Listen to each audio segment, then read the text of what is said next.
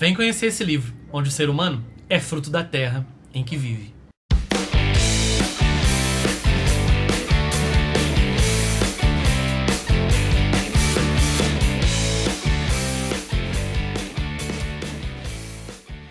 E aí pessoal, tudo bem com vocês? Sejam muito bem-vindos e muito bem-vindas a mais um vídeo aqui da Acrópole.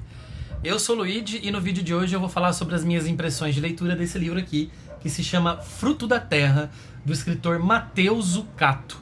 Livro de contos que saiu pela editora Folheando em 2023. Um livro menorzinho, assim, mais curtinho, com cara de quase pocket, né? Que inclusive é uma das marcas editoriais aí da Folheando que faz um livro menor do que geralmente a gente vê aí naquele formato um pouco mais tradicional, né? Não é o primeiro livro que eu leio do escritor, eu li um outro livro dele chamado Os Dois Fazendeiros há alguns anos atrás e resenhei lá pro meu blog. Na época eu não tinha canal ainda, eu só fazia resenhas para esse blog. O que é muito interessante é ver o processo de amadurecimento do Matheus, porque eu me lembro de ter criticado vários pontos do livro quando eu fiz a resenha, né? E nesse aqui a gente vê uma evolução muito grande, o livro é muito bom, muito bem escrito, mas já já eu falo melhor pra vocês. Aqui tá a fotinha do escritor, e aqui nós temos o livro autografado por ele, que ele mandou carinhosamente aqui pra gente. O livro tem em torno de 160 páginas, mas não é porque ele é curto e até menor no tamanho que ele vai ser menos impactante ou que vai exigir menos de você enquanto leitor, que se você vai simplesmente sentar e ler uma história sem pensar muito, sem participar de fato como uma pessoa ativa na leitura. O livro te demanda isso, as coisas não são entregues de mão beijada, você precisa participar do ato de construção de sentido do livro. Porque os contos são curtos, mas eles são menos na ação e mais no mergulho no ser, e mais na própria construção de linguagem, tendo um forte flerte com o poético. Inclusive eu posso dizer que um dos protagonistas, se não o protagonista desse livro de contos, é a própria linguagem. Na literatura, tão importante quanto o que a gente conta é como a gente conta. E em alguns casos, como a gente conta é até mais. Porque a história pode ser pequena, pode ser simples, mas todo um aparato que você constrói contando aquela história faz com que aquela história atinja um potencial e um grau artístico muito alto. Não que a gente ignore o que se conta, mas como se conta também é muito importante. E aqui, na maior parte dos casos, o Matheus Zucato conta muito bem e entrega um material muito bom. Alguns contos são poéticos, outros menos, mas eu acho que ele mantém bem aí a chave de escrita dele. Porque é muito comum a gente pegar livros por aí, livros que são, por exemplo, geralmente de contos ou de poemas, que a pessoa faz um catadão, um apanhado, assim, e aí o livro tem muita diferença no estilo, na temática.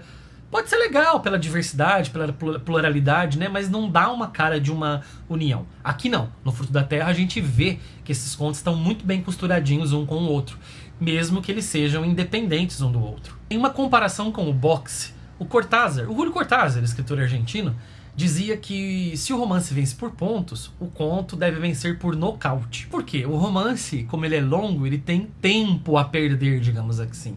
Você pode esticar a narrativa.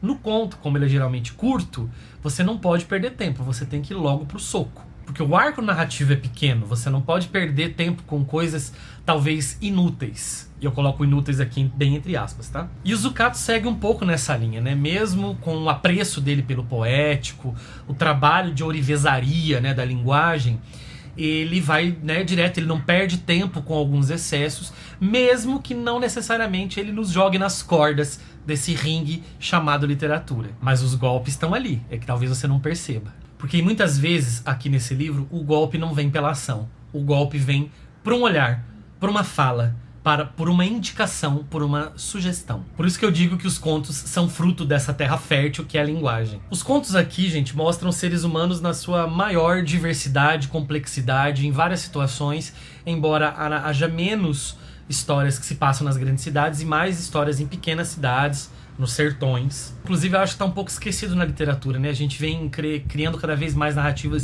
citadinas, esquecendo um pouco esse Brasil profundo, onde se passam as histórias, por exemplo, desse livro aqui. Tem a questão do estranhamento também, que o escritor usa e cria contos muito interessantes, com o uso do insólito e às vezes mesmo do fantástico. Nós temos personagens de vários tipos, com histórias de vários tipos, que podem terminar ora felizes, ora tristes, ora trágicas, com ações que podem ser estranhas, vingativas, desesperadoras até. E esse estranhamento às vezes cria situações bastante kafkianas. Vou citar algumas histórias para não ficar só nesse geral, falar das histórias mesmo, né? É mais difícil nos contos, quando a gente analisa livro de contos, de falar desse arco narrativo, porque são histórias independentes. Mas vamos lá. Dois Mendigos, a história que abre o livro, é uma das minhas preferidas aqui dessa obra. É um conto que me lembrou muito o Amor, da Clarice Lispector. É uma mulher que está cozinhando em casa e ela vai atender um mendigo que está pedindo comida, está pedindo uma ajuda. E ao ver esse mendigo, alguma coisa se quebra dentro dessa personagem, tanto que o conto se chama Dois Mendigos. E ela sai dali para voltar a preparar o almoço, porque em breve os filhos vão voltar da escola. E esse arco me lembra muito o Amor, da Clarice Lispector, que quando ela tá buscando, vai fazer compras, né, pra voltar pra casa, pra vidinha dela, fazer a comida, limpar a casa, ela vê aquele cego mascando chicletes, ela tem uma epifania, né, ela vê que aquela vida dela é uma vida sem muito sentido, quase robotizada. E aqui o conto também mostra isso, né, que não é só mendigo quem está morando na rua, mendigo é aquele também que tem uma vida sem muito sentido. O segundo conto também é um dos melhores, que é A Vertigem, do Padre Moacir. Como diz no prefácio do livro aqui, lembra o incidente Antares, né? Porque o padre, ele morreu, mas ele ressuscitou. E ele volta lá para a sacristia, para a igreja, e causa todo um caos na cidade pequena lá. Eu concordo que lembra o incidente Antares aí, mas ele não... Mas ele para por aí, né? Porque no incidente Antares há uma reivindicação, né? Para que os mortos sejam enterrados, etc. E aqui não, aqui ele só ri. O padre ri porque não tem nada mais para fazer diante do absurdo que é estar vivo e do absurdo que é a morte. E mais, do absurdo que é ter que morrer duas vezes, não é mesmo? Já que ele ressuscitou, ele vai ter que morrer uma segunda vez em algum momento. E aí eu me lembro do Saramago, daí eu me lembro do Evangelho segundo Jesus Cristo, que justamente nisso fala, né? O narrador fala, coitado de Lázaro, foi ressuscitado. Ele vai ter que pagar um preço muito grande, porque ele vai ter que morrer uma segunda vez. Morrer uma vez só não basta? Genivaldo Construtor é um conto meio kafkiano de um cara que sonha em construir uma ponte e acaba nunca construindo. O Novo Brinquedo do Parque é um conto que também tem esse flerte, né? É a morte dos sonhos de criança para se transformar em uma coisa burocrática, na responsabilidade de adulto. Também no último conto, O Fim da Linha, que uma mulher vai procurar o filho na estação. Um dos contos também que eu mais gosto é Darei a Tua Carne às Aves do Céu, onde tem uma chuva de pedras e o protagonista ele vai diminuindo de tamanho. Tá vendo? Tem uma intervenção forte aí do insólito. E o livro se constrói nesse caminho, gente. Como eu disse, então, tem essa diversidade que é humana, esse fruto da terra, que também é a linguagem, que é uma linguagem muito rica. Eu uso a palavra ourivesaria, né? No vídeo também que eu fiz lá pro Instagram, eu também usei essa palavra porque é um ourives, né? Esse trabalho de construção muito bem feito, que na maior parte do livro se dá muito bem. Em alguns momentos há um problema, alguns probleminhas, alguns escorregões, porque da linguagem vai criando tantos neologismos, tantas figuras de linguagem, o excesso atrapalha e o conto vai ficando quase que incompreensível. Mas isso acontece ali em 2 ou 3 contos. Num geral, o livro fecha muito bem. Ou seja, quando o uso da linguagem, o trabalho da linguagem é feito em prol da narrativa, ele se sai muito bem.